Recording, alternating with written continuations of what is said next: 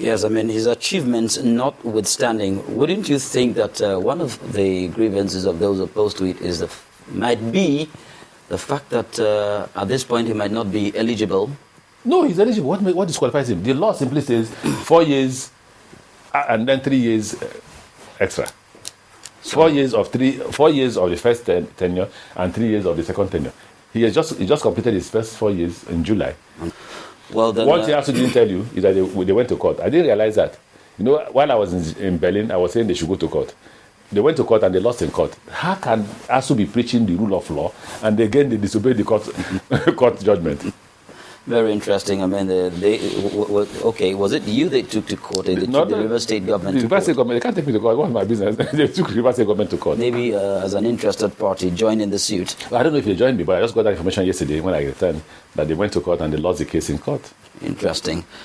Well, then the issue of the educational institutions are disposed of. But then your state, River State, was one of the states that produced the highest number of the Niger Delta militants.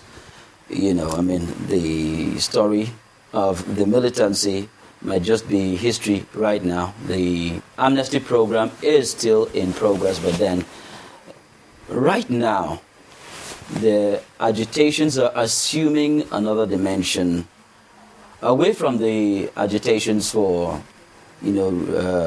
resource control, agitations for, or rather against environmental degradation and other grievances the militants in the creeks had.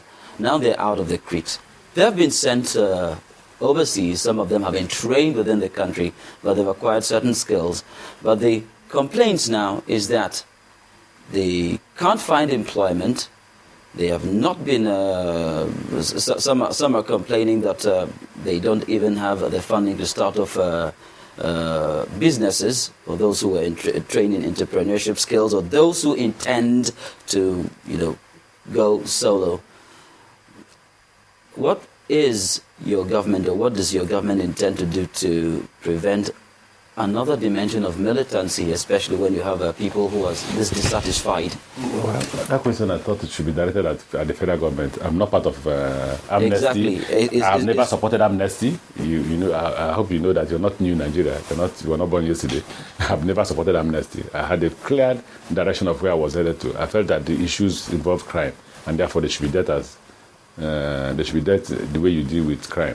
But then even criminals can be rehabilitated. Yeah, then if you are a rehabilitated criminal, the first thing you do is for the man to accept that he's a criminal. None of them has accepted that. They say they were freedom fighters, and we have so accepted them as freedom fighters. We have not accepted them as criminals. And we cannot even call them criminals until the court says they are criminals. Now, so when it comes to amnesty, it's a federal program. The state government supports federal government on the issue of amnesty. Do I believe in amnesty? The answer is no. What I predicted that time is happening now. Boko Haram is asking for amnesty too. I said, look, if you commercialize amnesty, nothing will stop the northern youths to say, give us amnesty. When Boko Haram finishes, you will see what will happen. The Southwest will ask for their own amnesty because it's been commercialized. When the Southwest finishes, then the Southeast will ask for their own amnesty because it's been commercialized. And it will get, you see, if we want to pursue a social welfare program, then we say we want to pursue a social welfare program and identify those who are qualified to get it. Imagine when I go to different local government areas and this young man asks me, is it because we didn't carry arms that you're not dispensing such favors to us? And I say, well, it's not my responsibility to dispense such favors. It's the responsibility of the federal government to dispense such favors. It's a federal government policy and not a state government policy. So I don't think that I'm qualified to answer the question. I still think that you should ask the federal government these questions about amnesty. Okay, well, away from the issue of amnesty, I mean, yes, most unfortunately, your state, River State, actually harbored, in quotes, some of those militants. Of course, not in terms of giving them refuge, but they were operating out of River State and attacking oil installations, attacking oil workers, attacking innocent citizens as well. The question I actually raised was that when they get dissatisfied with the amnesty, they might just take to the creeks again, and then they will constitute a nuisance to River State once again. Be rest assured, the River State will be equal to the task.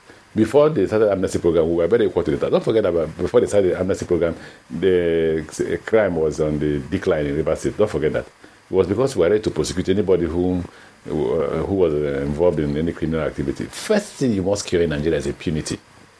Once you make sure that everybody knows that if you fail the law, if you break the law, you'll be disciplined by the law. People will learn to obey the law. We're not the poorest country in the world, are we? We're richer than Nigeria. It's just that the standard of living is very low. The standard of living is very low all over the other poor countries. But we're one of the most indisciplined countries in the world. And that's because of impunity. Yes, of course. But then, well, if you say your government was up to the task, and we'll be up to militancy was still persisting anyway. I hope you have your correct information. By the time we came as governor in 2007, young men were carrying guns on the street in Port Harcourt, kidnapping, raping, shooting, killing, and all that, maiming. A year after, we were not focusing on kidnapping. The shooting had gone. The raping had gone. We were focusing on kidnapping, and we effectively dealt with kidnapping before the amnesty was introduced. You must check your records on that. And we were going to carry on. Well, all we needed was the support of the federal government. Well, the federal government decided to toe a very different path. You will not be governor of Rivers State forever. You've already served the first term, served the second term. I've not served the second term. Oh, I'm serving the second term. That's what I mean. Okay, pardon my choice of words, because of course, if you had served the second term, you wouldn't be a governor now. Well, of course, that's what I meant. But the question is, everything you have achieved, and the ones that are already in the process of unfolding, how do you intend for your legacies to Rivers State to be sustained when you are no longer there? Do you have a succession plan? You should ask me what are my legacies. My only legacy is that I promised Rivers State that I will make the office of the governor as ordinary as possible. And I've done that. But you are an individual. Yeah, when I leave, if the man wants to toe that line, fine. If he wants to be an emperor, fine. It's up to him. But you will find out that it's good to be as ordinary as possible. The president of France, you don't forget that one of the reasons for which people clamored for his election was that he was as ordinary as any other person. It wasn't such a too important a politician. But if you talk about physical legacy, the schools that we have built will speak for us.